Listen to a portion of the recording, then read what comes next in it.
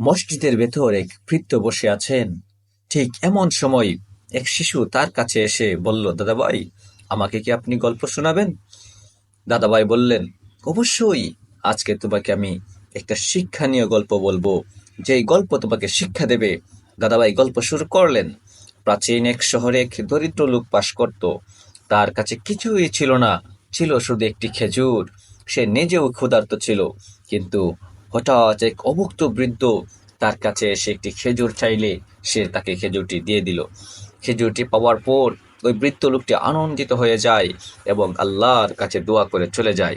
কিন্তু যে লোকটি খেজুর দিল, সে ভাবতে থাকে, আহারে, আমি নিজেই তো ক্ষুধার্ত, আমি তাকে খেজুরটি দিয়ে দিলাম, এখন আমি নিজে কি খাবো, আমি কেন তাকে দিলাম? এমন সময় দেখতে পেল কেউ একজন তাকে একটি থলে দিয়ে যাচ্ছে। সে থলেটা খুলে দেখলো, এই থলের ভেতর অনেক খেজুর এবং অনেকগুলো টাকা। বৃদ্ধ লোকটি শিশুকে বলতেছে, দেখলে দাদাভাই, আল্লাহ তাআলা যখন কাউকে কোনো কিছু দান করতে দেখেন, তিনি তার বিনিময়ে আরো বেশি বেশি করে দেন।